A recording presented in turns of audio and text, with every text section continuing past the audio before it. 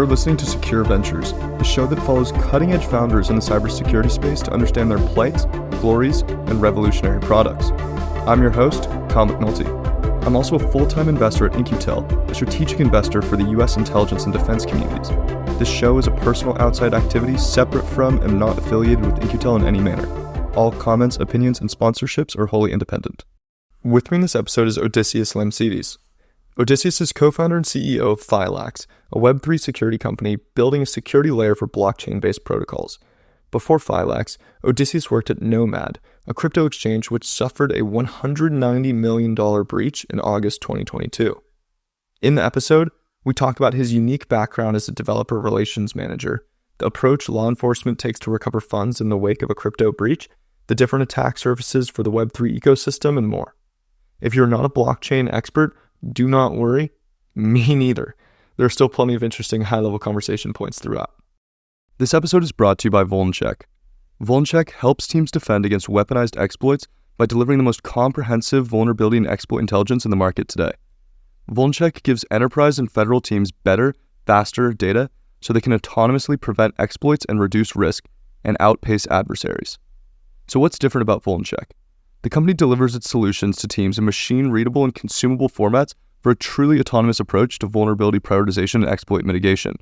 Vulncheck has close to 300 million unique data points, which is 5 times the exploits of ExploitDB, and 200 plus CVEs packaged into complete detection artifacts for proactive teams. Vulncheck provides a full suite of solutions to enable teams with rapid adoption of Vulncheck data, including its community tier of offerings and its enterprise-class solutions, exploit and vulnerability intelligence, and initial access intelligence. With Vulncheck, teams can proactively defend against remote execution events, enrich every data source, and continuously outpace adversaries. If you're interested in learning more about Vulncheck and checking out the free community edition where you can play with their database of known exploited vulnerabilities, please click the link in the show description so they know you came from the podcast. Odysseas, thanks for coming on the show. Thank you for having me, Kyle. Yeah, so take me back towards the beginning of your career, because I think there's actually a particularly interesting and kind of unique story here, and that a lot of your kind of early technical and career experience stemmed from community management roles.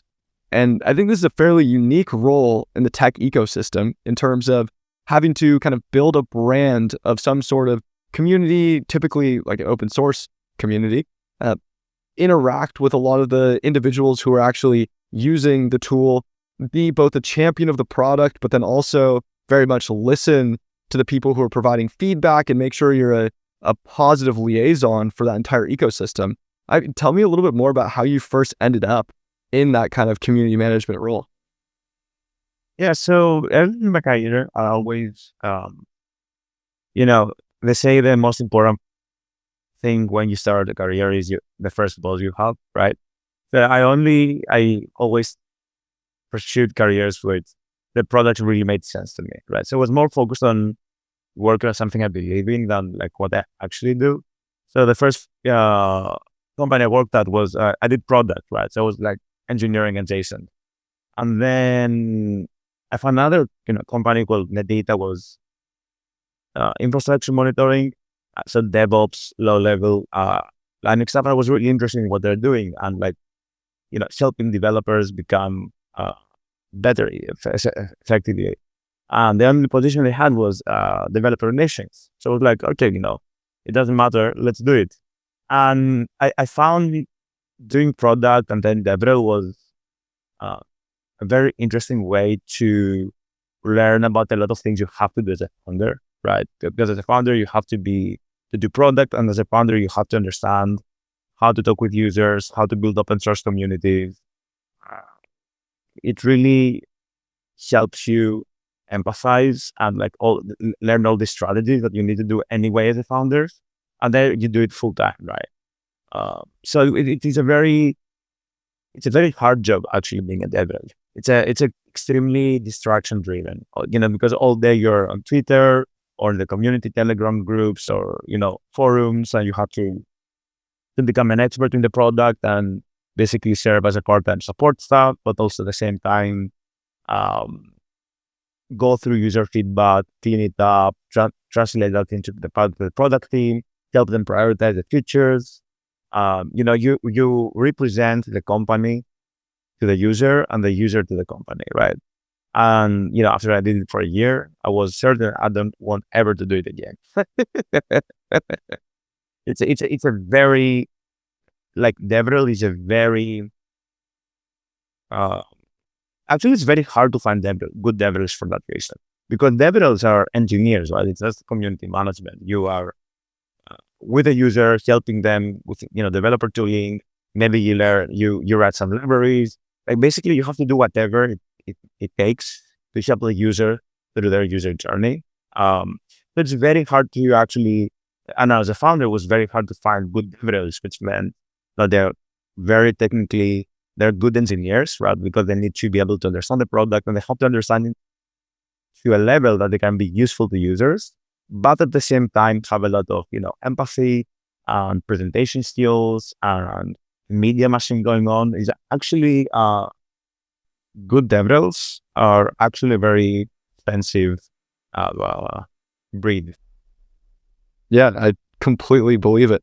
To your point, I completely agree in terms of the mix of skills, from like a technical understanding of the product that you can actually satisfy the community in understanding it, but then also the kind of social skills and patience to deal with the complaints in a very mature, respectful, and professional manner.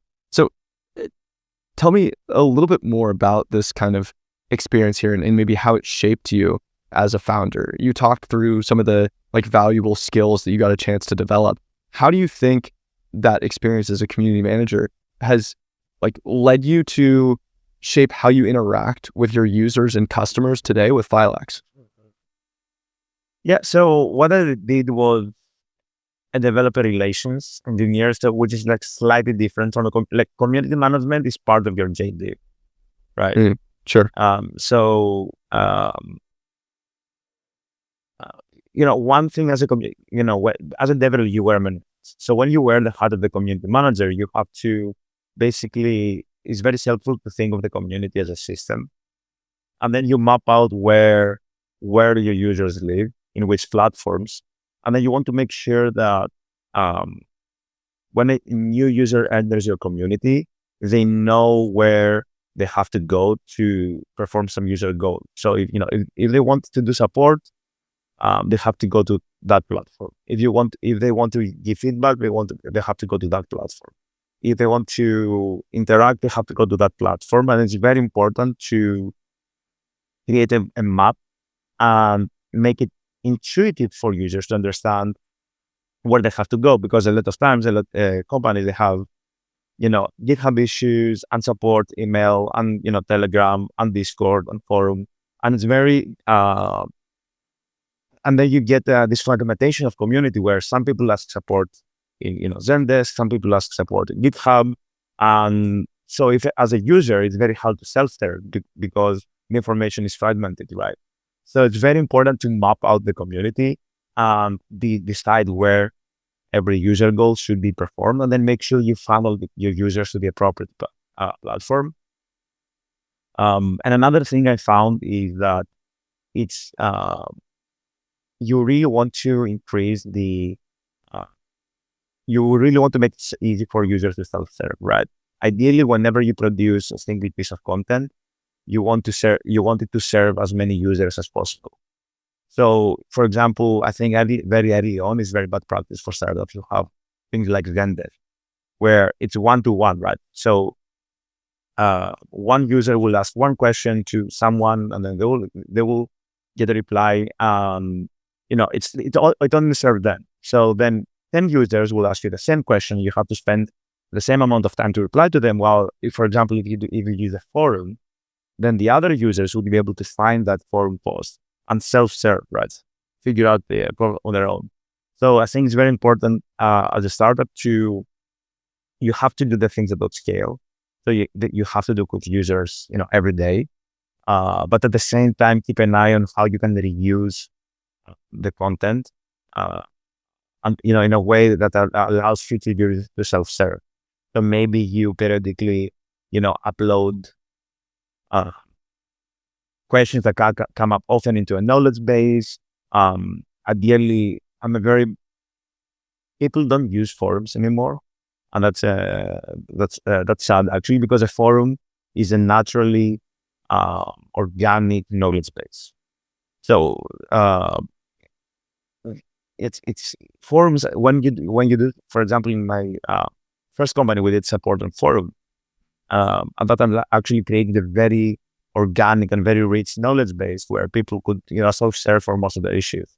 And I think it's very important for, newer startups now that you probably use Discord or some similar community platforms to always try to think of how can I can increase self-serve for users. Yeah, it's an interesting rationale for like the rise of Discord servers that companies put together. I had always kind of thought of communities as primarily for driving user engagement, but it's a great point in terms of the value that it provides for self-service and just reducing the number of tickets and making it easier for users to get their answers on demand as well. If they're able to just search and find their answer as opposed to waiting for someone on the help desk to actually respond to their ticket, it's a completely different user experience as well. So one of the things that I wanted to ask you about this was a kind of like key crisis that you dealt with while you were working in a developer relations role. But I have to imagine I already know what it is with the breach that you ran into at Nomad. So maybe tell a little bit more of the story of what happened there and how you ended up dealing with it and what that was like kind of living through that. So I think that's interesting because when I entered the Web3 world, I actually decided that what I really like is to build products. So I actually became a protocol engineer. So in Nomad, I was working as a protocol engineer, not as a dev anymore, because I was like, I'm done with that profession. But a protocol engineer in an open source product as Nomad was, especially in crypto, it's very user centric. You always talk to the developers, right? So you live on the public channel. So going through the Nomad incident was a very interesting experience because you had to talk with a lot of users that were accepted. Some of them lost their, life savings. And it was a very humbling experience. And what makes it even more complicated is that it's a very complicated legal matter, right? So you can't really, basically after an incident happens, after a hack happens in the company, essentially our communications go through legal vetting. So when you talk with users, you have to be very, very careful of what you say and how you express yourself, which makes it very actually complicated for companies. I made a presentation in DevCon in Bogota, which is the biggest Ethereum conference 2 years ago. Basically the moment the hack happens, basically as a company, you have to immediately start conversation with the lawyers. You see all communications, you talk with your legal team, then you make a public statement about it, and then you start in two processes. One process is talking with authorities to start attempts to trace the funds. So try to identify who took them and then try to, convince them to return them. And the other is an ongoing process, again, in very close collaboration with your legal team, in where you publicly communicate with your users and you communicate what happened, whether the next steps you're taking. It's very important to have a very open standard of communication to the extent that you legally can. So it's a very actually complicated landscape to navigate. And there was an interesting scenario with the Nomad breach as well, right? Where if I remember correctly, they offered to like let people who returned the funds that were stolen keep some small portion. Like they would receive a financial reward for returning the funds that were stolen, which was it's super fascinating to me because one, that's obviously expensive. Two, you're kind of like hoping that people are going to confess to essentially committing a crime. And three, you're kind of giving up the hope of disciplining those people if you're saying that you're going to just kind of like let them walk free if they pay back the funds that were stolen? What was your perspective on that? Like, has that been the common approach since then? Yeah, it has. Okay. So in crypto, because of how blockchains work, once the funds are out, there is no way to force them to send them back in, right? Technologically at least. So what happens is basically, so the best practice here is essentially a stick and carrot. So the carrot is that if you return them, we will make a legal agreement with you where we will not prosecute you for what happened, and you can keep 10% as a bounty. If you don't return them, we are collaborating with law enforcement agencies and various security companies like TRM labs, which are basically experts in tracking the funds.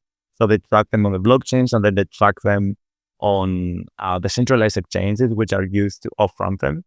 And then if you manage to get law enforcement action in time, you can basically force the centralized exchanges to give information of who received the funds, etc.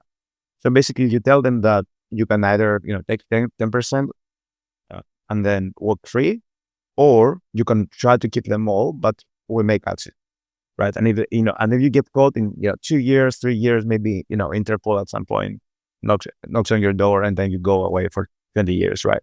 So this has been the best practice in the crypto space so far. And in some cases, it has worked. Like, people, after a few months of negotiations, they agree to return the funds, especially as, law enforcement agencies increasingly became more and more certain of who is the perpetrator. Obviously, a big percentage of the funds, which have never been returned, not in Nomad specifically, but in general, is when you have state actors involved, right? So for in a lot of cases, actually North Korea and Lazarus Group behind it. To give you a very interesting statistic is that the rolling hack was a 600 million in total, 600 million stolen from the London Bridge. And that was tracked, and it's been verified. There is a lot of security researchers in our space that do this work. They're called sleuth, and they track the funds, and it's verified to be in state actors in North Korea. But it was North Korea behind the attack. And their nuclear program is estimated to be around $1.2 billion, right? So,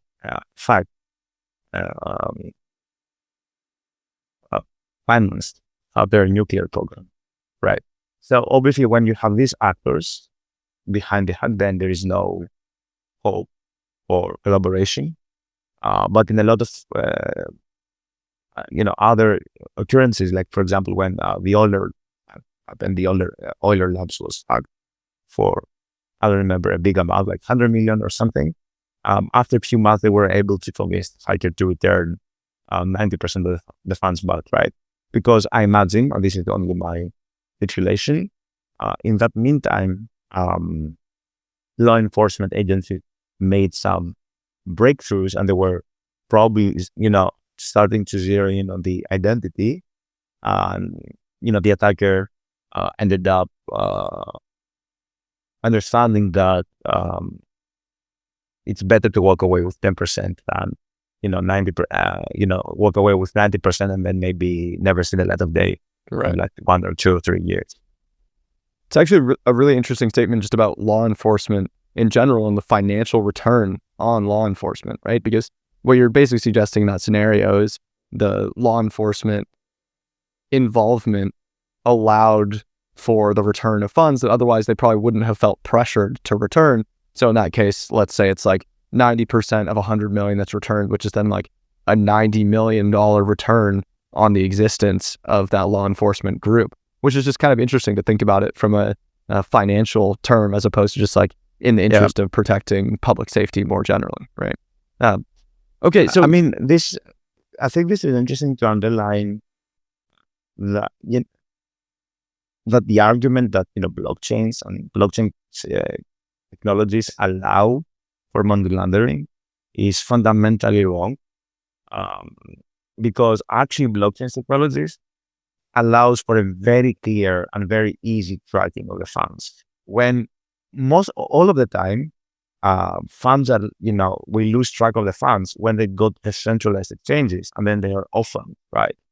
So actually, most of the times funds are lost because the centralized exchanges in various jurisdictions don't cooperate in time to stop the funds from being used. So there is external exchanges that are known to not collaborate easily, which are used by the hackers to offer the hackers. A lot of the time, the funds are just stay dormant for years.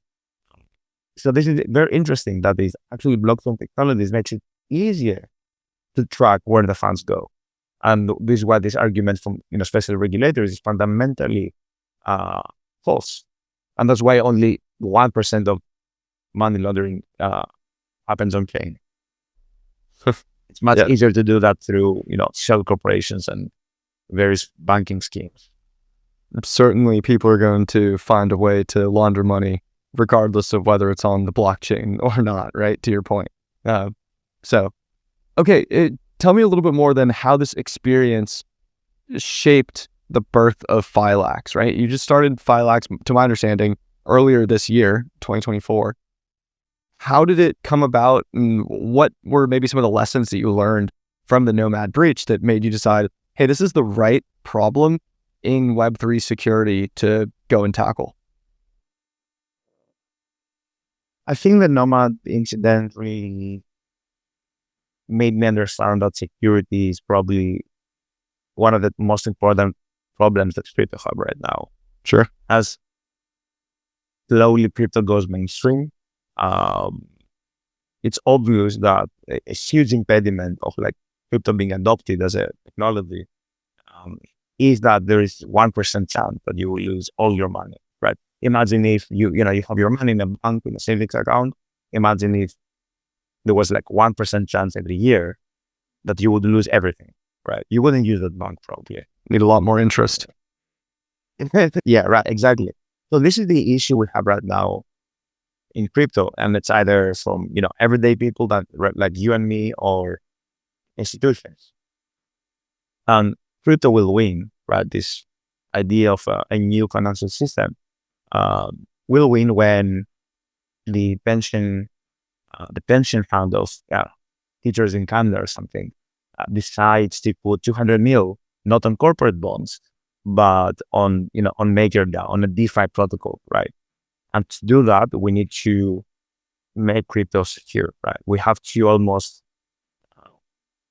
minimize to almost zero the probability of, right? And this is the Nomad incident really made me understand that and push me to do security, because this is how I felt that I could have a larger impact on the space and crypto, which I think is important.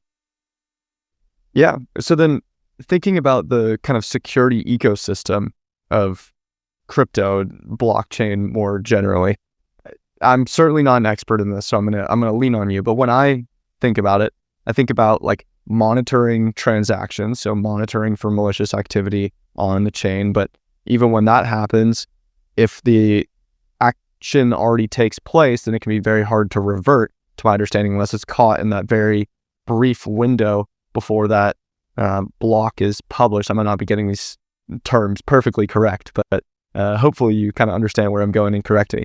The other piece I think about is application security. So any kind of decentralized app that's being developed, making sure that there aren't vulnerabilities that exist within that application, similar to how you might think about software security today for Web 2. And then there's the actual protocols and the underlying blockchain architecture that's being developed for each of these. So those are kind of the three layers I think about when it comes to security. What else would you add, or how would you kind of classify the broader security ecosystem? I think First, I wouldn't say that. I think the protocol security is really, most of the protocols are developed in a very slow, very deliberate manner. So I can't think of a hack so far that happened at the protocol level, where the Ethereum protocol was hacked. And so I don't really, I think that's, when we talk about security in that layer, we talk more about economic security and what happens if, some actor tries to perform, some state actor tries to disrupt the blockchain. I think most of the hacks come basically from vulnerabilities in the protocol on the smart contract code, right? Bugs. So this is one. The second is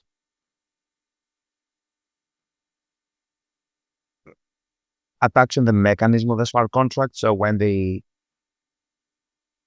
smart contracts are not implemented the right way, there is not a bug in the code, but you take advantage of some of low liquidity, and basically you push the mechanism to behave in a way that was not expected, right? So it's not a smart contract vulnerability per se. It's more of a, let's say, economic attack on the mechanism, where you want to you inject a lot of capital for a very short amount of time, and you make the mechanism performing like very erratic ways, and in that moment you can take funds. So that I would say economic attacks. Then, as you said, vulnerabilities on the DApp, on the front end, and actually we see a lot of supply chain attacks there, where attackers manage to attack some library, to replace some library in the JavaScript ecosystem, and then when the user has to use the DApp, they get drained, they lose their funds. We have some attacks on the DNS layer up here, which is very interesting. One or twice, DNS has been hijacked, and the user served with a malicious version of the front end, so that has happened a few times. And finally, a very big vector, a huge vector, I would say, are social engineering. Yeah. So it's either on Twitter, they have Twitter accounts, right? So they take a big protocol, they hack their Twitter account, they post a malicious link about some airdrop or something. So that happens a lot.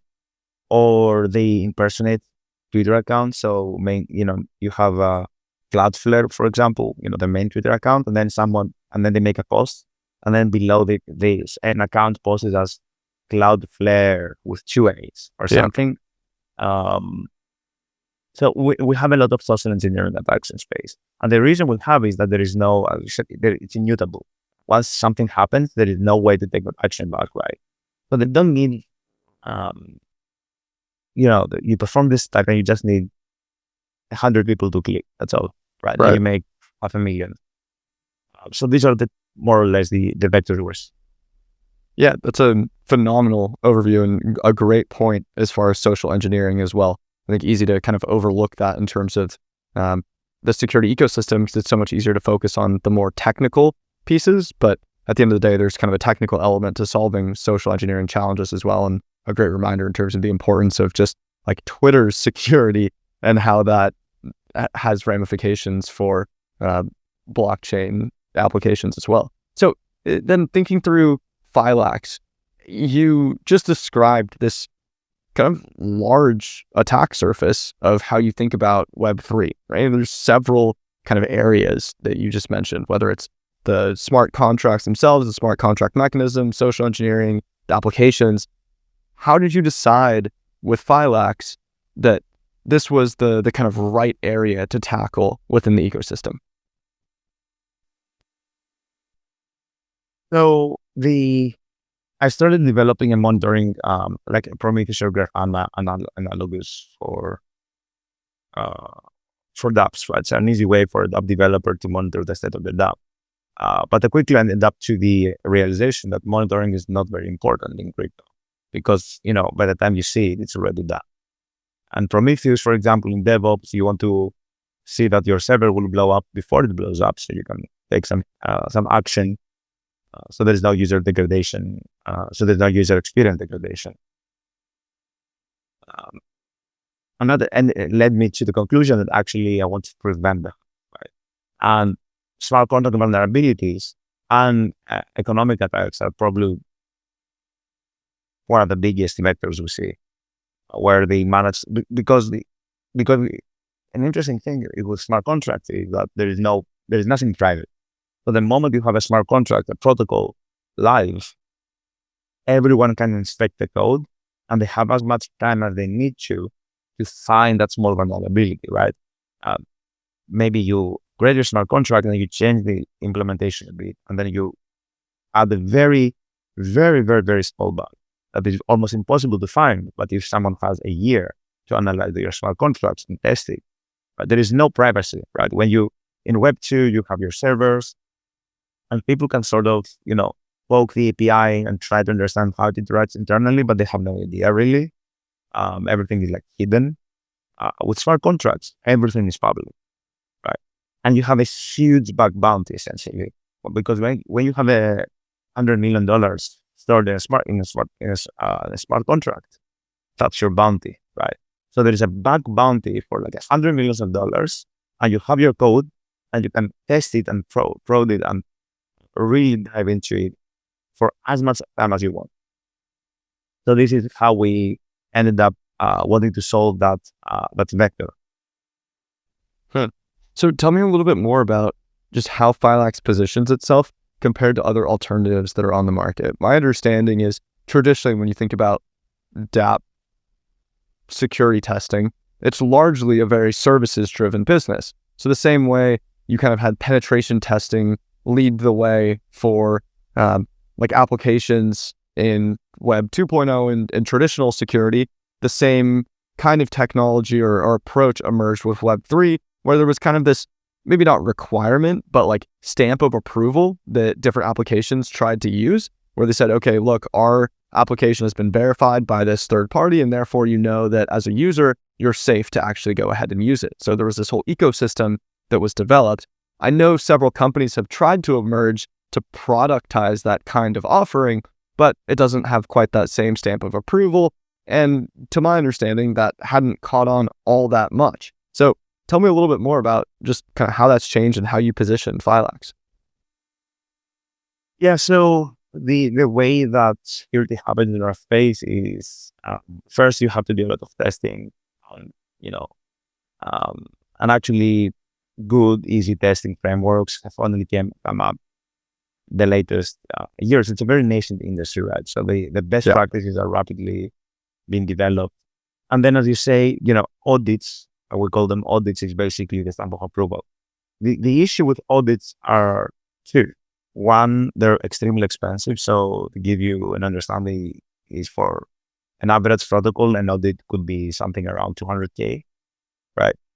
And the moment you change your code, immediately the audit is more. Because even a small addition to the code can add a vulnerability because there's some complicated interaction between all your components or with other components, right? You're building Lego blocks. All the dApps can be trustlessly decomposed with one another. So you have not only to think about the second or the first order effects of your smart contracts or your system, but then you also have to be able to reason about the second and third order effects with other protocols. Especially when you talk about mechanisms, but this can get very complicated. Because maybe you use some token from another protocol, and what happens if that token goes to zero in one block?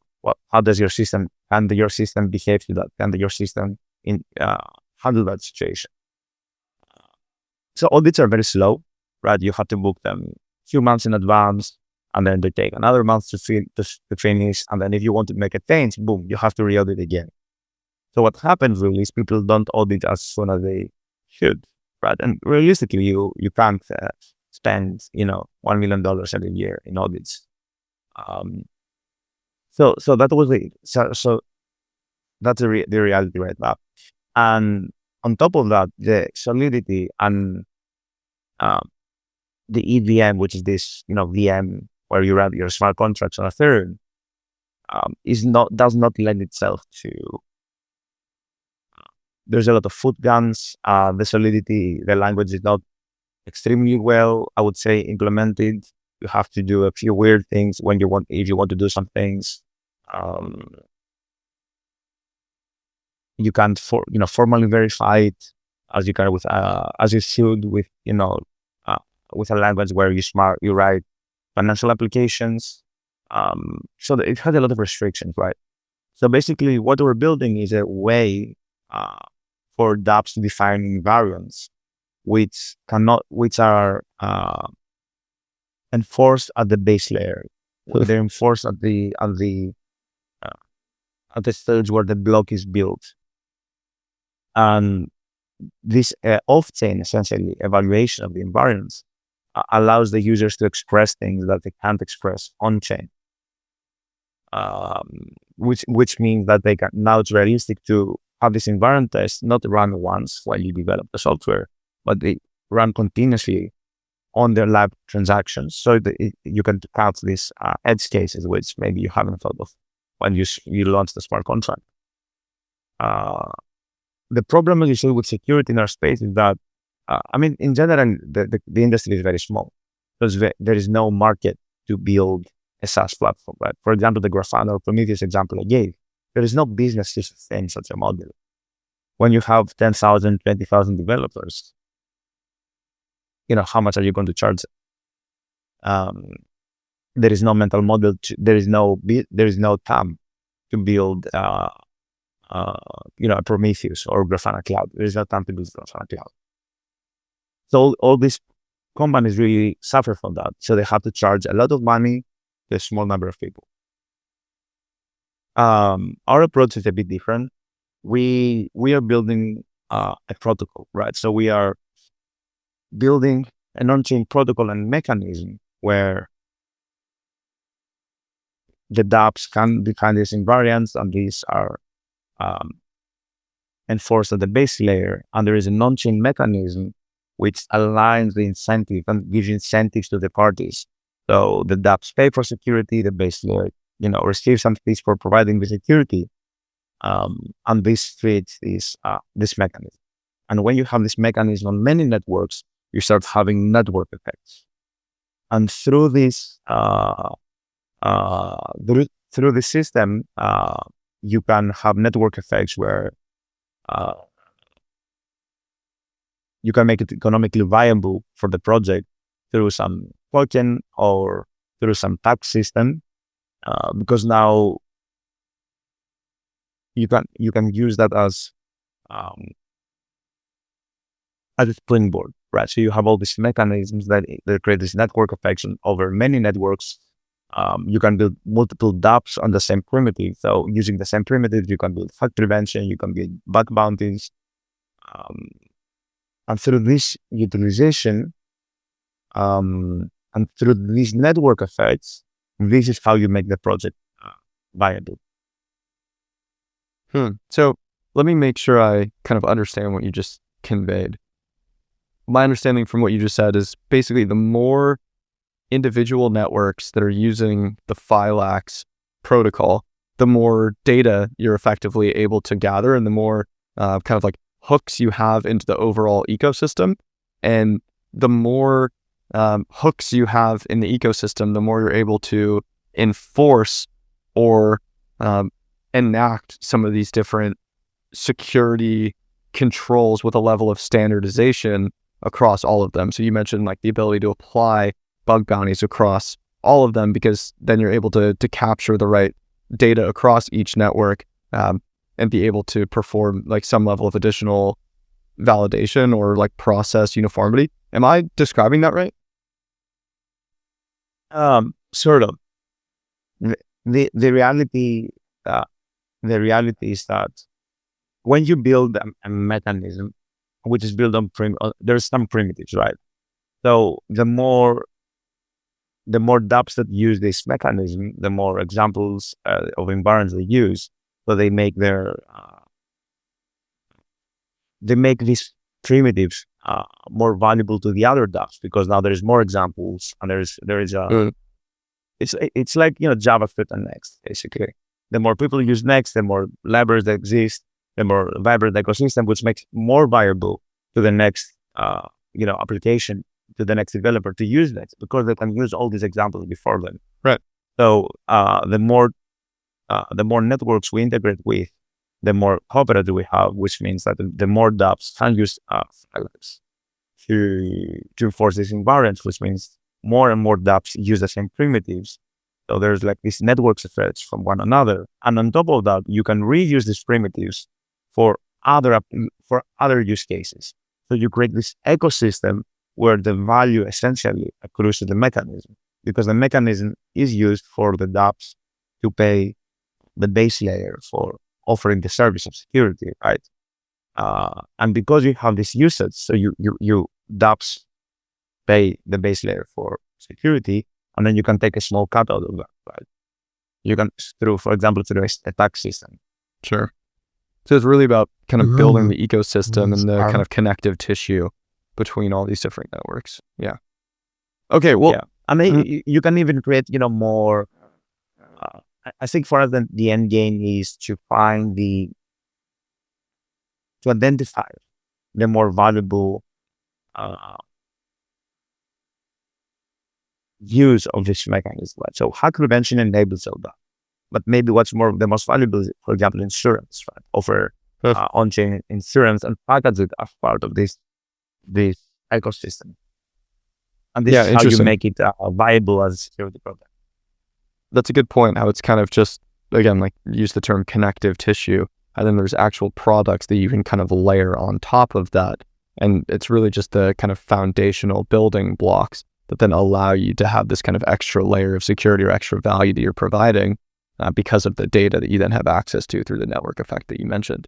So I think as we move towards wrapping up here, the important piece that I certainly am curious to get your thoughts on, and I'm sure is top of mind for a lot of listeners, we've seen in the US with the recent election, obviously skyrocketing interest in crypto, and obviously crypto prices have reflected that as well.